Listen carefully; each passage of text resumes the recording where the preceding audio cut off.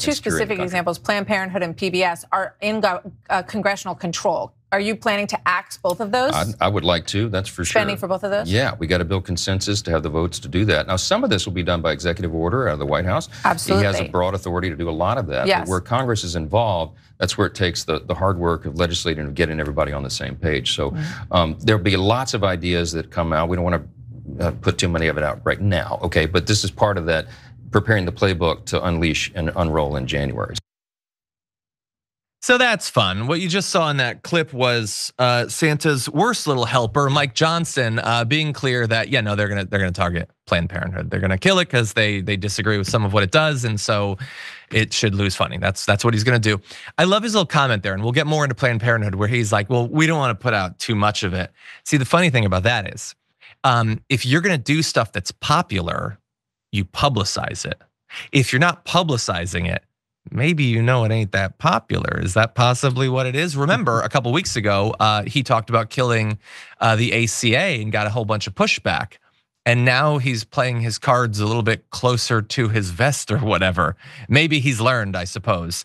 But anyway, if you are one of the many Americans that have used the services of Planned Parenthood, you should be worried about this because they can do a lot to defund it. A large percentage of its funding comes through Medicaid, federal grants, other programs that reimburse Planned Parenthood clinics nationwide for a wide range of services, including providing birth control, preventive screenings for cancer, sexually transmitted diseases as well, and a lot of this benefits low-income Americans. And to be clear, I didn't stutter. Low-income Americans, not low-income liberals.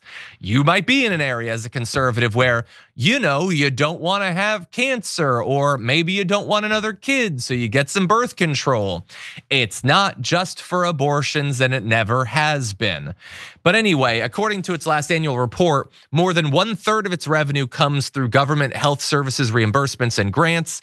About half are from private contributions, and about 18% are from other non-governmental organizations. And so, if they're successful in this, they could do significant harm. And in a lot of areas, that would mean access to these services would be gone, especially if you are on the lower end of the economic ladder. You just wouldn't have access to this. And that would affect a lot of people. At least 1 in 5 women has relied on a Planned Parenthood health center for care in her lifetime. Nearly half of patients there are people of color. 76% are located in rural or medically underserved areas that really can't afford to lose access to these clinics. But again, this is one of the first priorities for the Speaker of the House. What do you think, Farron? First of all, you're 100% right. Like, oh, we're gonna keep everything secret because it's so awesome and we don't wanna ruin your Christmas by telling you beforehand. No, they're like, we're gonna screw you over so bad that we don't want anybody to know about ahead of time. But with this whole Planned Parenthood thing, they've been pushing for years the lies and the misconceptions about what this organization actually does, to the point where they've got these Republicans screaming at the top of their lungs, defund Planned Parenthood. It's like if they were on a ship and Republicans said, this ship is garbage, it's horrible, it's woke, we gotta sink the ship. And then all the people on the boat say, hell yeah, sink the boat. Let's do it. This boat is terrible. And then as the boat's going down, they realize, whoa, I didn't know that I was still gonna be on the boat. And that's what we're going to see. These people that cheer the loudest end up getting hurt the hardest.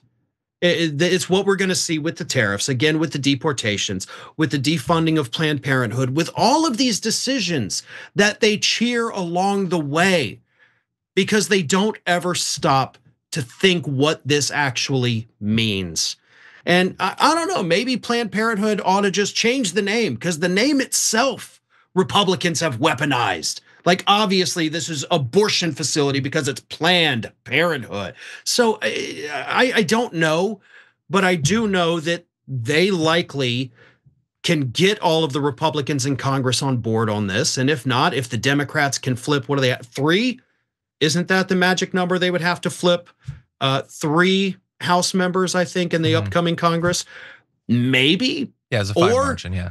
Or maybe with Matt Gaetz not having a seat, with Elise Stefanik, or Nancy Mace, excuse me, possibly joining, maybe they play their cards too soon and can't get it done. So that's the only sliver of hope that I see here, because otherwise they are taking an axe to these programs that are so vital to the survival of countless Americans. And they don't even realize that this is happening, but it's what they're calling for.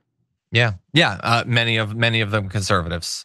Like it's one thing when we talk about, if you want to get done what Mike Johnson wants to get done, and that's sort of Republican, which is just massive wealth transfers from poor and middle class Americans to the wealthy.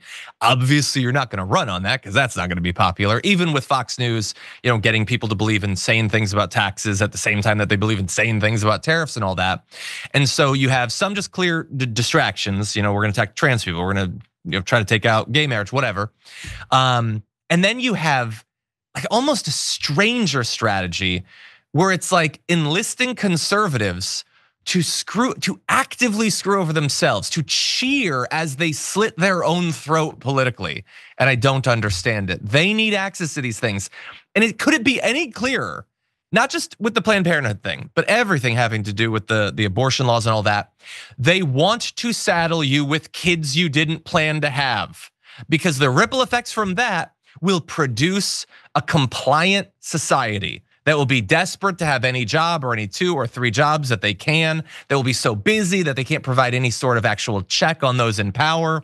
They want to bury you with babies you cannot afford to raise. And I love babies. I had one last year. They're great if that's what you want to do, but they're trying to force you. They don't even hide it with the way Elon Musk talks about all this stuff. Anyway, he's very creepily obsessed with whether or not we're having enough babies. So that's 100%. That's a thing, I guess, for another time. But yeah, I'm super creepy.